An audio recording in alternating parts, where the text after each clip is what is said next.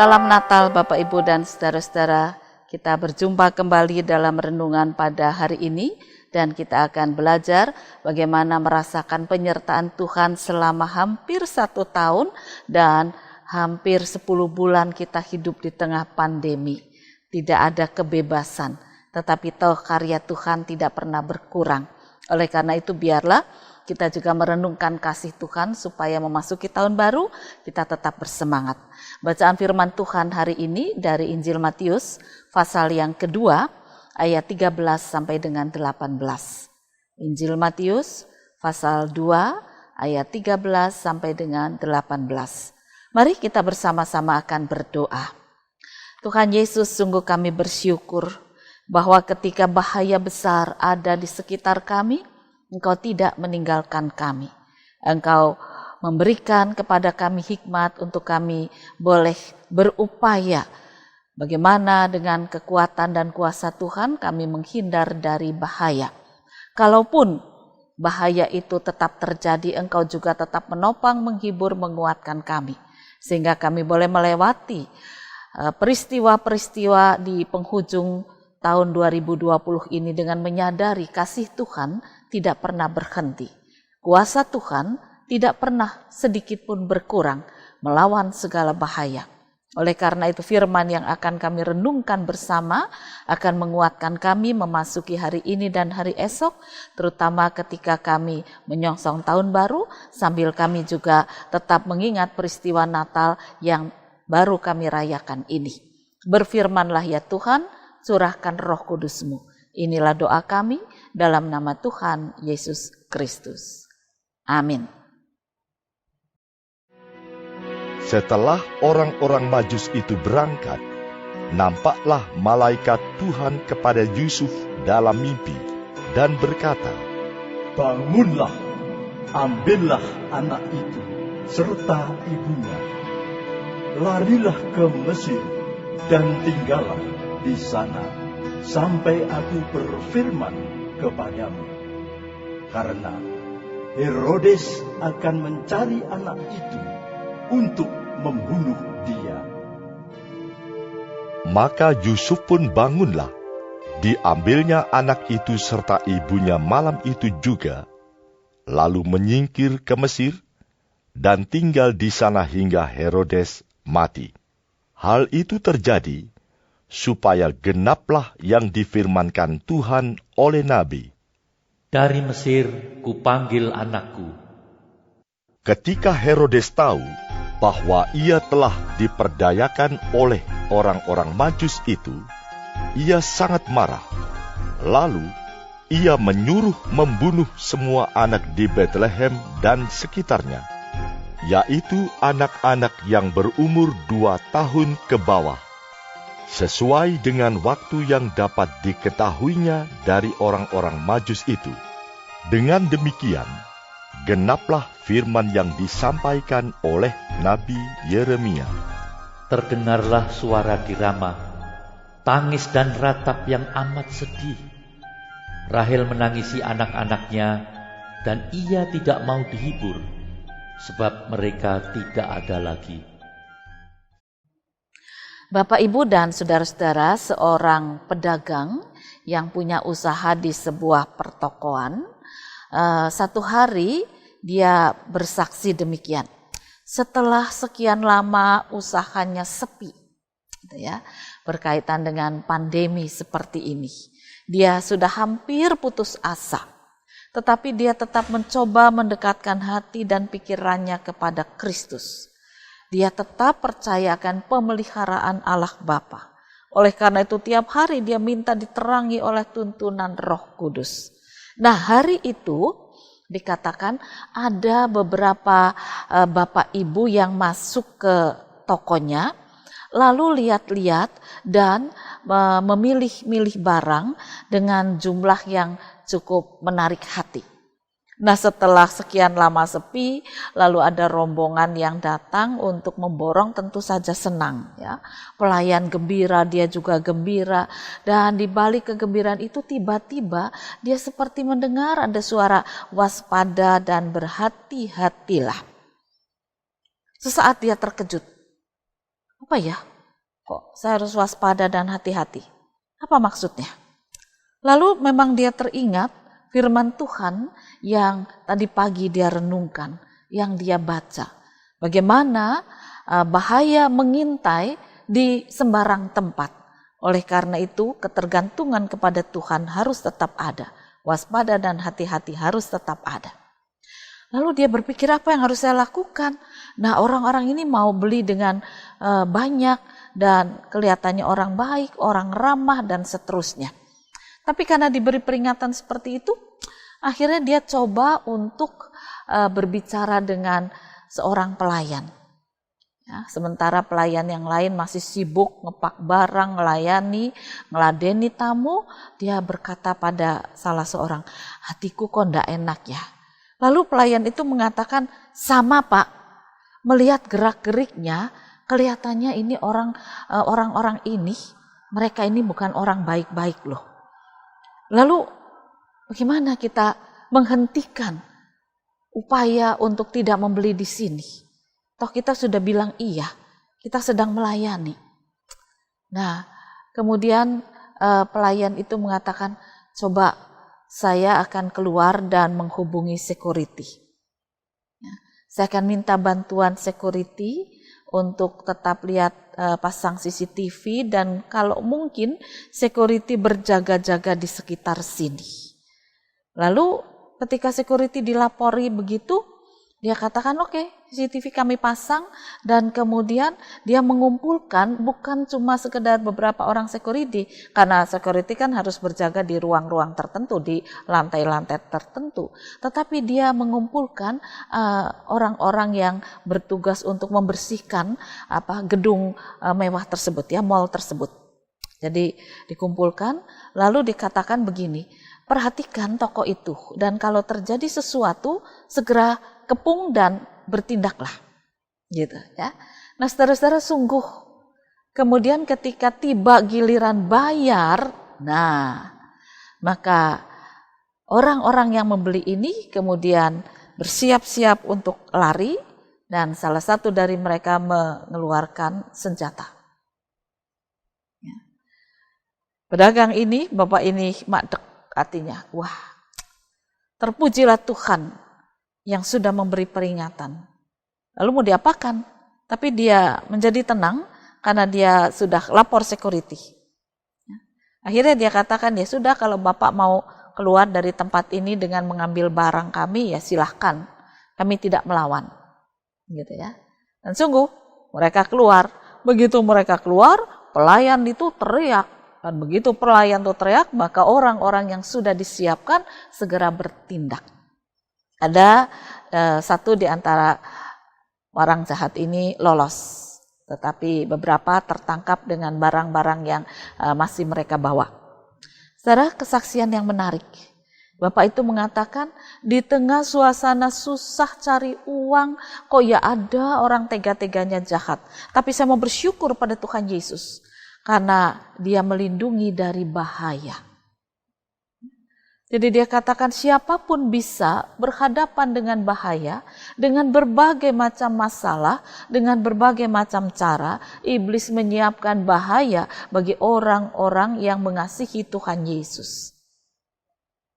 Siapa yang menduga tiba-tiba ada saudara-saudara kita mengalami kematian yang mengerikan di peristiwa yang terjadi pada diri saudara-saudara kita beberapa waktu yang lalu itu, ya.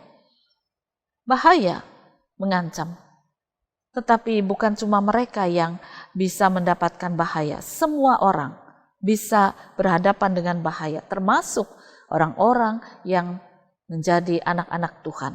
Bahkan mungkin ancaman bahaya secara sentimen agama itu ada pada orang-orang Kristen. Oleh karena itu marilah kita belajar bagaimana Tuhan bersikap di tengah bahaya.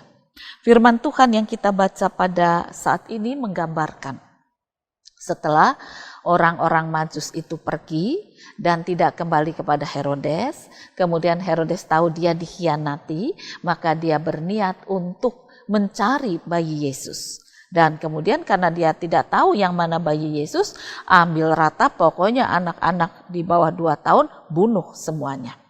Nah, ini bahaya besar. Oleh karena itulah malam itu malaikat datang kepada Bapak Yusuf. Menyingkirlah ke Mesir. Aku akan bersama dengan kamu, melindungi dalam perjalananmu, sebab bayi Yesus tidak boleh dipenggal kepalanya. Dia akan menjadi besar dan dia akan menjadi Mesias dengan cara yang sudah ditentukan oleh Allah Bapa. Belum saatnya sekarang menebus. Sekarang dia baru dilahirkan, masih berada di bawah usia 2 tahun. Karyanya belum terlihat secara nyata bagi masyarakat dan juga bagi dunia. Bagi Bapak Yusuf dan Ibu Maria, karya itu sudah nyata. Bagaimana penyertaan Yesus sudah mereka rasakan. Kelahiran di dalam kandang yang sederhana, perjalanan jauh yang mereka tempuh, itu sudah membuat mereka percaya bahwa bayi Yesus ini adalah keselamatan bagi mereka. Tapi bagi masyarakat lain, nah oleh karena itulah dikatakan, lindungilah bayi Yesus ini. Ya. Dan itulah sikap Allah. Allah bisa bersikap untuk menolong di tengah bahaya. Allah bisa bersikap untuk menguatkan bagi orang yang sedang menangis, menghibur, menghapus air mata. Allah bisa berkuasa untuk menghibur hati yang patah, hati yang terluka. Bahkan kuasa Allah juga dinyatakan ketika ada orang dalam bahaya kehancuran ekonomi. Nah, oleh karena itu mari sekarang kita belajar bagaimana kita bisa melanjutkan kehidupan bukan cuma sekedar mengandalkan kepandaian kita. Setelah melewati pandemi ini, kepandaian kita itu rasanya tidak ada gunanya lagi. Kita semua menjadi orang-orang yang tidak bisa berpikir dengan baik lagi. Apa-apa ndak boleh, apa-apa di-lock, apa-apa ditutup, lah terus piye. Tapi faktanya begitu. Dan sudah hampir 10 bulan kita menjalani kehidupan seperti itu. Apakah tahun baru masih? Rasanya masih, walaupun vaksin sudah datang, tapi tidak secepat itu akan mengubah kehidupan. Jadi kita masih akan hidup juga di tengah bahaya-bahaya mengancam, bahaya COVID juga tetap mengancam, bahaya kejahatan-kejahatan lain juga tetap mengancam. Ada orang yang memang sudah dikatakan dia positif COVID, lalu dalam kekecewaan, kemarahan, kejengkelan, dia tidak terima kalau dia sendiri yang harus menderita. Oleh karena itu dia berupaya menularkan kepada banyak orang, supaya orang lain juga ikut menderita. Ini bahaya. Tapi orang ini tidak berpikir tentang bahaya, melainkan kemarahan yang dikedepankan. Kalau orang yang merampas barang ini, rampok-rampok ini, memang yang dikedepankan kejahatan. Bagaimana menguasai harta orang dan mereka bisa mendapatkan harta tanpa bayar, tapi mungkin mereka bisa menjual dan dapat uang. Gitu ya, orang lain rugi, masa bodoh. Bosnya itu nggak bisa bayar pelayan, itu bukan urusan mereka. Yang penting aku bisa dapat uang, walaupun caranya harus merampas hak orang. Ada bahaya lain masih banyak Bapak Ibu dan saudara-saudara. Contoh tentang bahaya. Tetapi baiklah kita tetap belajar dari firman Tuhan bagaimana Tuhan juga bersikap. Ya. Tuhan tidak membiarkan anak-anaknya masuk dalam jurang bahaya. Walaupun dikatakan kehadiran Tuhan itu mungkin kok tidak cepat ya, kok lambat. Tetapi Tuhan tetap tahu. Dan Tuhan tetap melindungi dari segala bahaya. Artinya jangan sampai manusia itu, anak-anak Tuhan itu kembali terjerumus dalam dosa. Bisa kita mengalami bahaya itu. Kalau kebetulan Bapak ini yang bersaksi dia tidak jadi kerampokan, tapi ada juga orang-orang lain yang ya mungkin bisa mendapatkan bahaya seperti itu, lalu ya mereka masuk dalam kedukaan, kesedihan. Ada saudara-saudara yang sudah meninggalkan kehidupan ini karena COVID, ya. Lalu keluarga ini mengatakan kami tidak tahu lagi bagaimana cara kami harus hidup karena orang tua kami pergi, kami belum bisa cari uang. Tapi apakah memang kemudian mereka akan menjalani kehidupan sebegitu terus-menerus? Memang masih ada bahaya, dan bahaya itu sudah mereka alami ketika kedua orang tua pergi karena COVID. Tapi toh Tuhan tidak meninggalkan anak-anak dengan hidup dalam keterlantaran, pasti akan ada cara lain. Ketika seorang istri harus pergi karena COVID, seorang suami harus pergi karena COVID, ya tidak berarti kemudian mereka ditelantarkan oleh Tuhan. Bahaya bisa mengancam, tetapi Tuhan tidak akan tinggal diam. Nah, lalu bagaimana kita bisa merasakan kehadiran Tuhan di tengah bahaya? Tadi Bapak tadi mengatakan, tadi pagi saya membaca firman. Di tengah keputusasaan, di tengah kebingungan, tokonya sepi, bayar pajak harus tetap dilakukan, karyawan juga harus dibayar. Apa yang dia lakukan? Dia mendekatkan diri pada Tuhan dengan tidak bosan-bosannya. Apakah seketika dijawab? Tidak, jawabannya justru datang rampok. Tapi disitulah Tuhan juga mau menjawab bahwa ketika ada bahaya, kamu tidak aku tinggal sendiri. Ketika kamu tetap berpegang pada janji kesetiaan Tuhan, percaya pada pemeliharaan Tuhan, maka Tuhan juga akan bertindak dan bersikap. Oleh karena itu, mari saudara-saudara kita bersyukur Tuhan yang baik, Tuhan yang setia, Tuhan yang tidak pernah meninggalkan anak-anaknya ini akan selalu menjadi kekuatan hidup kita. Baharuilah kesegaran iman kita, pemikiran kita, semangat kita, bukan sekedar dengan kekuatan diri kita, tetapi tetap dekat dengan Dia, menghadirkan kuasanya, menghadirkan kasih-Nya, menghadirkan Yesus yang hidup dalam kehidupan kita. Maka kita boleh merasakan bahaya yang mengancam dalam diri kita ini harus atau bisa kita lewati karena Tuhan bersama dengan kita. Bukan karena kekuatan kita, tapi karena penyertaan Tuhan. Karena kuasanya terjadi atas kita. Apapun bahaya yang mengancam, tetaplah percaya Tuhan tidak meninggalkan kita. Ya, evaluasi diri kita selama tahun 2020 ini, berapa banyak bahaya mengancam dan bagaimana Tuhan berperan. Dan oleh karena itu mari kita bersyukur memasuki tahun yang baru 2021 tidak luput dari bahaya, tetapi juga kita yakin Tuhan tidak akan pernah diam untuk melindungi kita.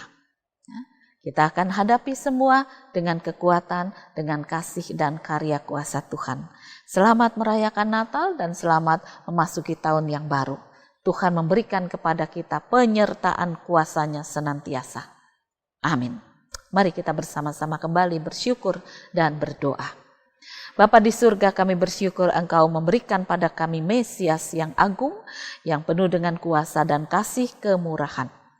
Kami boleh merasakan penyertaan Tuhan kami Yesus di dalam tahun 2020, penuh dengan bahaya, penuh dengan masalah, tetapi kami bisa melewatinya karena Engkau hadir, Engkau melindungi, Engkau bersikap, Engkau berkarya. Dan karya inilah yang menguatkan kami untuk memasuki tahun yang akan datang. Kami akan mengakhiri dengan segera tahun 2020 dan memasuki tahun 2021. Penyertaan Tuhan juga akan menjadi kekuatan kami yang baru. Cinta kasih Tuhan akan menyemangati kehidupan kami. Inilah ungkapan syukur dan kerinduan kami yang kami pintakan di dalam nama Tuhan Yesus Kristus. Amin.